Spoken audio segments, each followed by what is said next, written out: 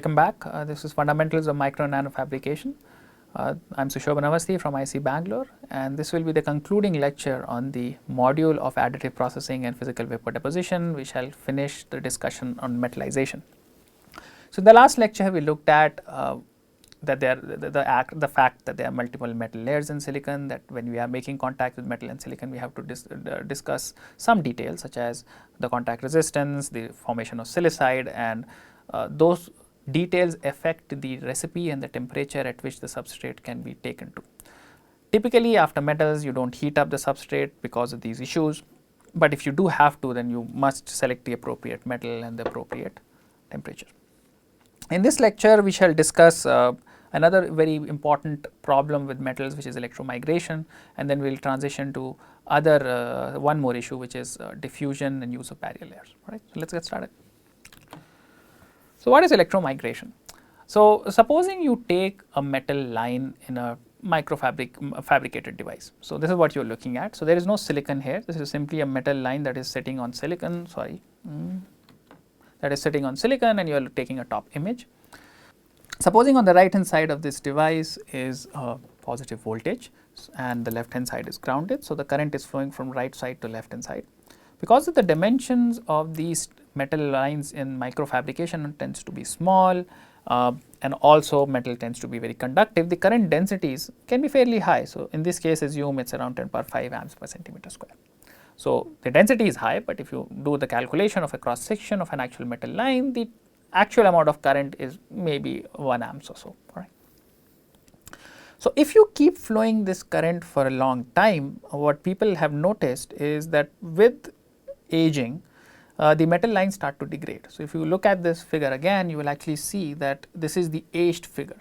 So, initially it was a nice smooth line, but now it suddenly starts showing voids, right, and it starts showing some helix and protrusions. And it almost seems like what happens is that the aluminum migrates from these void regions into these regions to form the hillock. So, there is some sort of a mass transport happening, that as the current is flowing from right to left, the aluminum seems to be flowing from left to right at a very slow rate.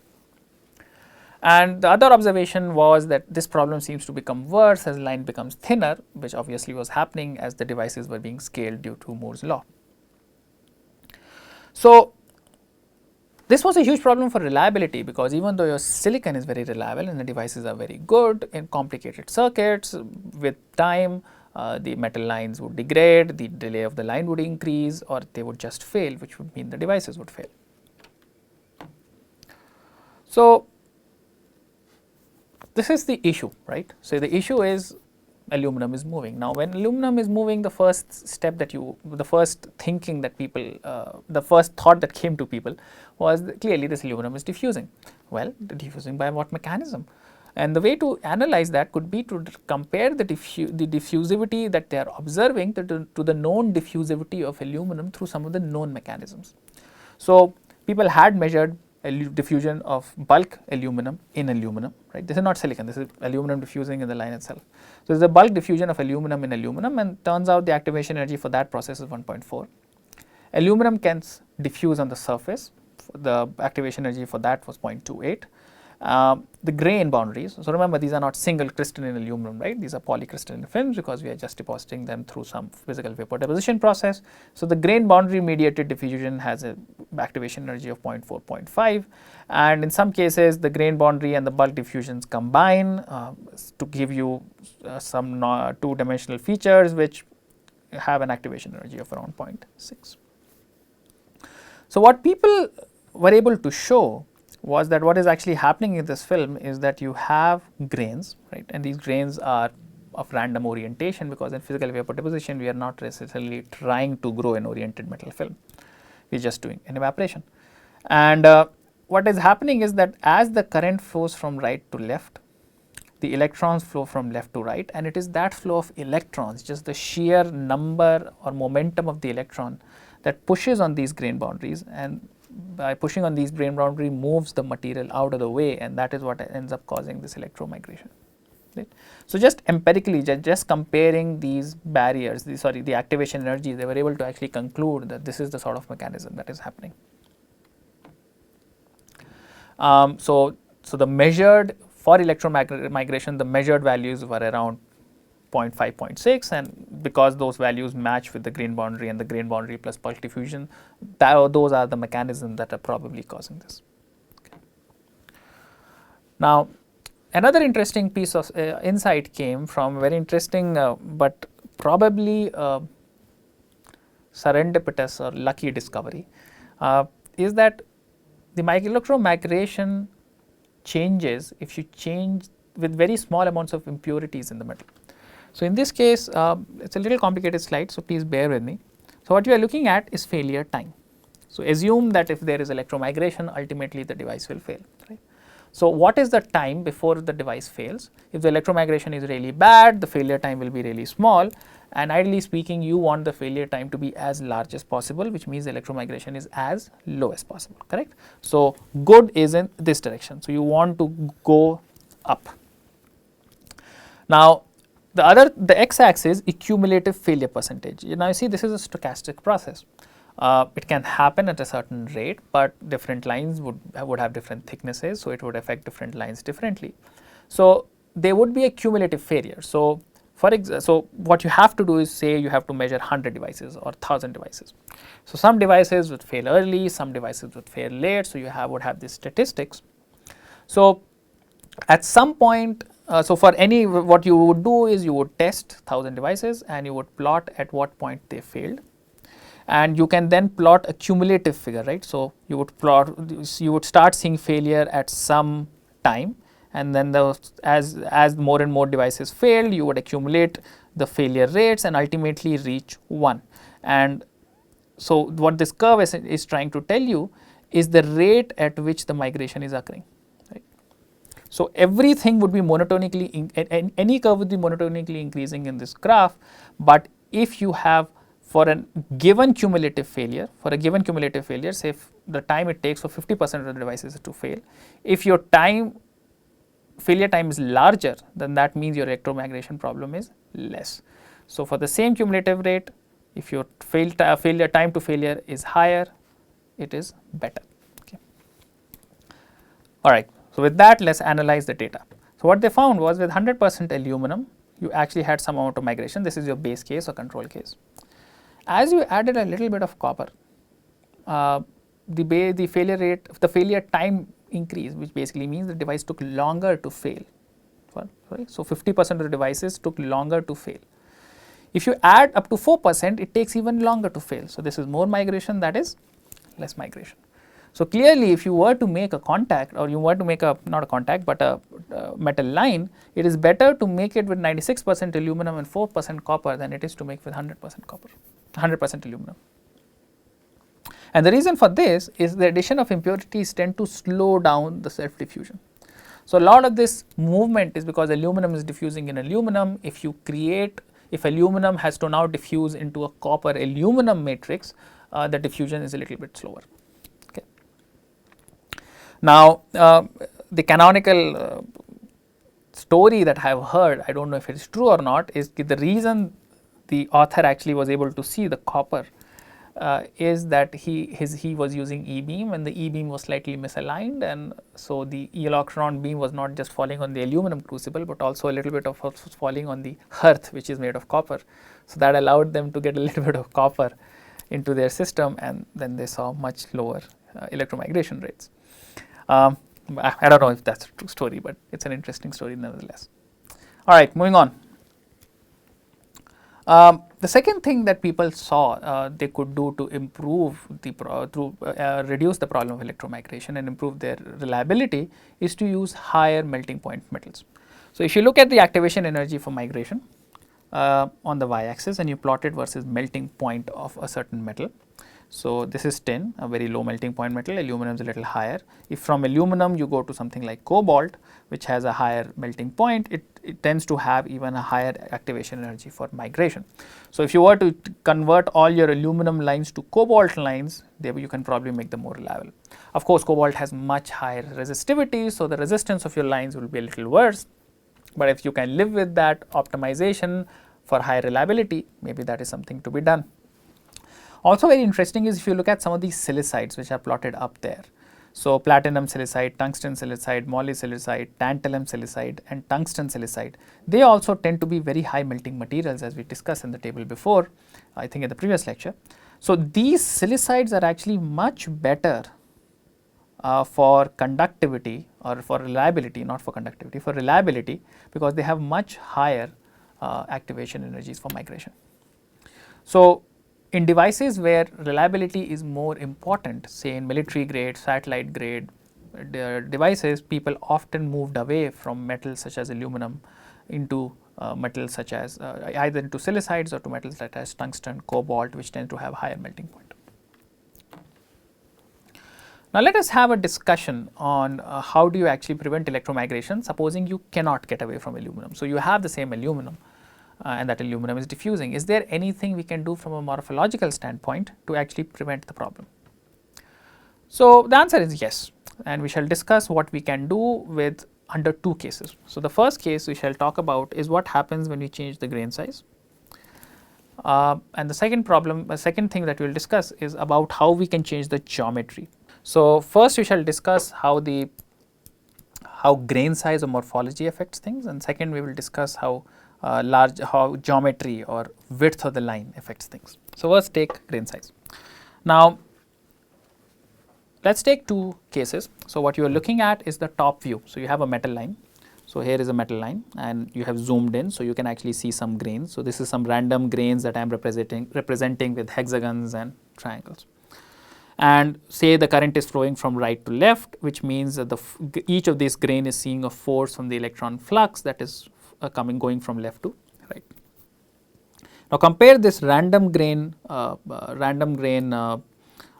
orientation to a case where the grains are very large. So, the grains are large or the grains are columnar, then what you will actually see from looking from the top is just flat grain boundary. So, this grain is essentially so large that the only grain boundary that you are seeing is one that is at 90 degrees to the current flow. Okay. So, what would be the effect? And to understand that, first let us do an apples to apples comparison. So, let us assume that the width of this metal line, which is this dimension, is exactly the same in the two cases. So, the only thing we are actually changing is the grain size. So, when we do that, now let us see what is happening. Let us do a thought experiment. So, the force is being applied on these grains from left hand side as the electron flux falls on them. Now, if the grains are small or they have these angles, some component of this force would be applied in the direction left to right, but some force would also get induced into the vertical direction. So, there will be some cos theta component. So, some component of the force is now acting on the vertical directions, which is these two red lines. What this force does, it moves these grains out of the way. It pushes the grains out of the way, and that is electromigration that leads to an open circuit, and that is a problem. If you compare this random case with the case where you have a columnar or large grain structure, once again you have the same force. However, now that force is being applied on essentially a vertical boundary. If there is a vertical boundary, there is no cos theta component. There is no cos theta component that can push this grain in the vertical direction. So, there is no force, there is no vertical force on this grain, the only force is in the left and right direction, and that means that this grain cannot move, because this grain is bounded by this grain. So, it cannot move left to right because this grain cannot move left to right. If you really want an image in your head, imagine there is a straight line of people standing, and if you force those people to always stand in a straight line and you push the person at the back, everybody will feel compression, but nobody would feel a cos theta force that pushes them out of the line. However, if now all of those people are standing at a slightly different angle and I push people from behind, somebody might see a cos theta component that will push them out of the line. So, that is what is happening. So, what is the net effect on electromigration? So, once again, if you plot the mean time to failure, how long it takes for a device to fail, once again, longer the time, better the device, lower the electromigration. So, then that has a dependence on grain size. For small random grains, the mean time to failure is low because the electromigration problem is larger. For large columnar grains, the mean time to failure is large, electromigration problem is smaller. So, this is where you would like to be. Now, to ask the question, how do we actually change the grain size of a metal film? I urge you to go and look back at the previous lectures on deposition, where we discussed how changing in substrate temperature, changing the arrival energy of ions, changing the argon bombardment, changing the pressure of sputtering, you can actually change the morphology and get larger grain films. So, all of those techniques can now be applied to actually reduce the problem of electromigration. Let us now discuss the effect of geometry. To keep apples to apples comparison, let us keep the grain size constant. So, let us say that they all have the same randomized grains. So, a wider line that is thicker would actually have a lot of grains. A thinner line would actually have very few grains. Now, when you apply the force from the left hand side due to electron flow, even if some of the grains were to move out of the way due to electromigration in the thick film, it would not change the characteristics too much, simply because there is too much redundancy in the system. There are so many grains that there is always some other grain to compensate. However, for the very thin line, some of these grains are critical. If, for example, this grain moves out of the way, then that line becomes open circuited. So, if you were to plot the mean time to failure as a function of line width, for thicker films there is a lot of redundancy. So, the electromigration problem is less, the mean time to failure is high. However, for smaller line width, the mean time to failure can be fairly small, because one critical grain, if it ever moves out, your device will become open circuited and fail. If you combine both of these effects in one graph, oh, my animation is a little off. It actually looks something like this. So, if you were to plot the mean time to failure as a function of line width normalized with grain size. So, we are plotting this, the fraction of line width by grain size. This tells you how large your line width is compared to the grain size. Okay. So, if you were to plot that, you would actually see that you would actually see a U-shaped curve. You actually have higher reliability or longer mean time to failure for cases where the line width to grain size ratio is very large, which means that either the grain sizes are very small or the line width is very thick.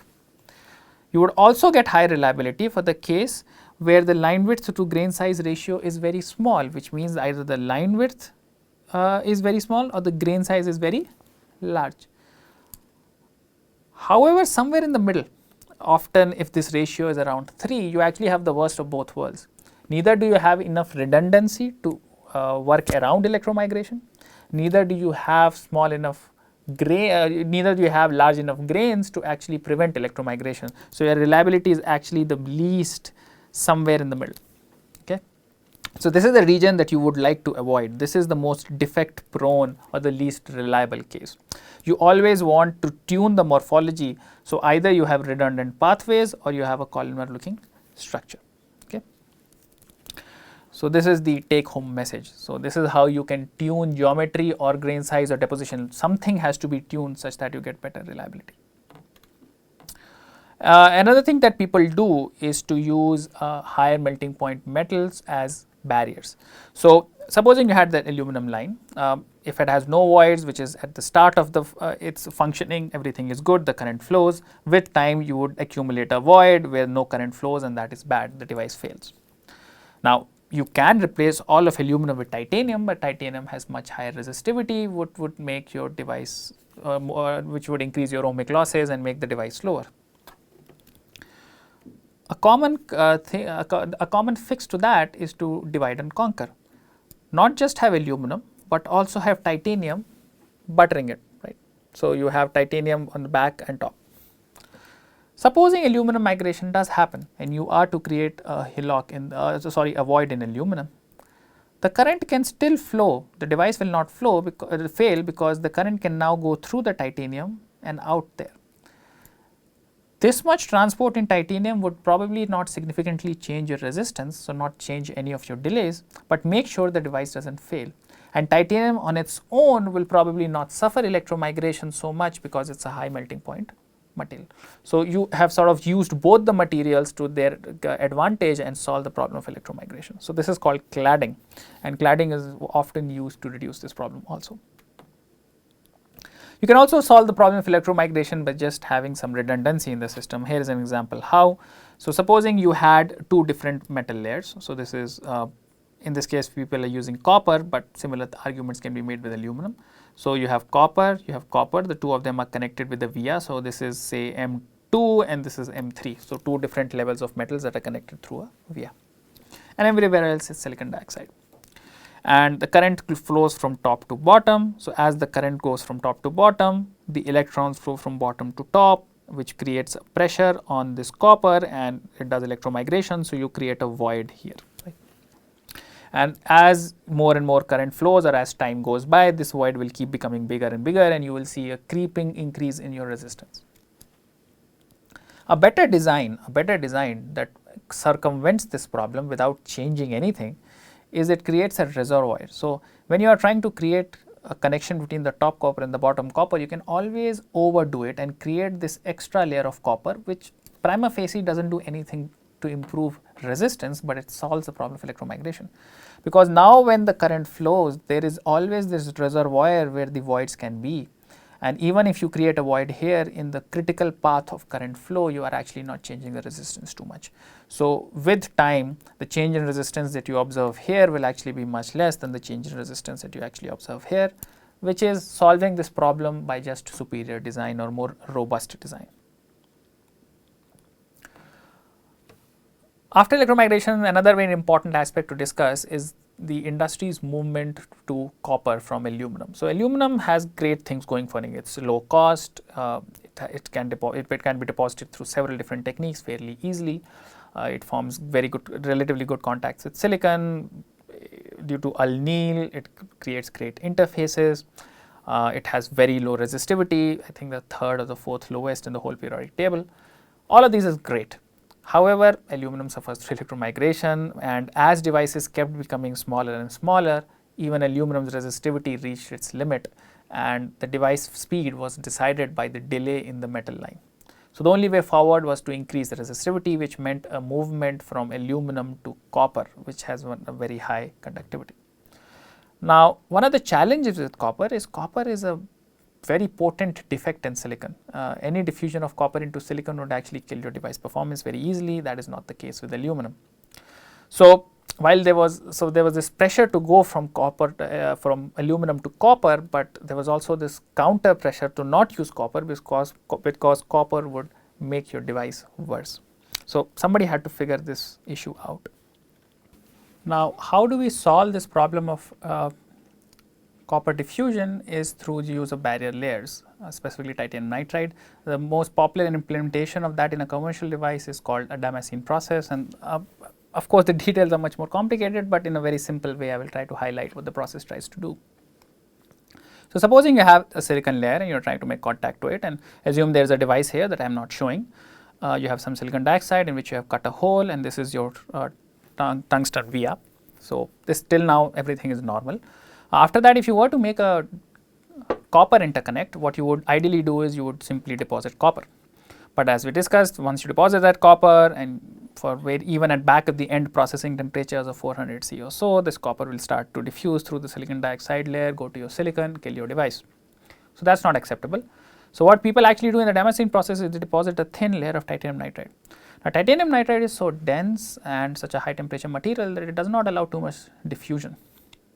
And the thickness of this titanium nitride is selected such that for the thermal budget, for the time and the temperature that you expect in the remaining part of this process, the copper would actually not be able to penetrate the titanium nitride to reach silicon dioxide and silicon, and that is how you protect it.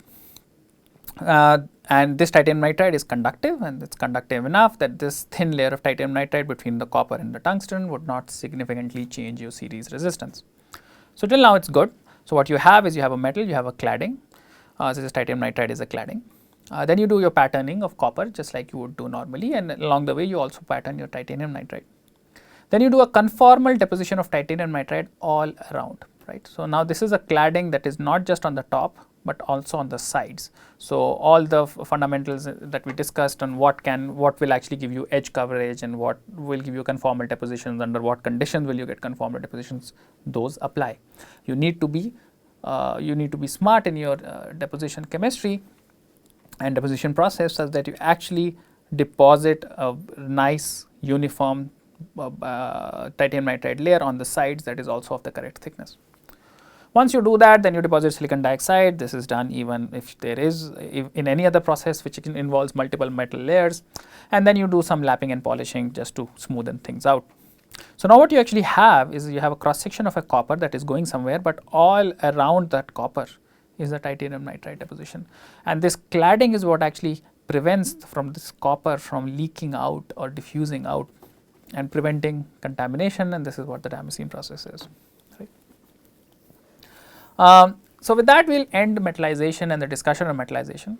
I'll have a little bit of discussion and epilogue on something that is common to all deposition or all additive processings, and those are Stiction coefficients and a little bit of discussion on energy, right. So let's get started.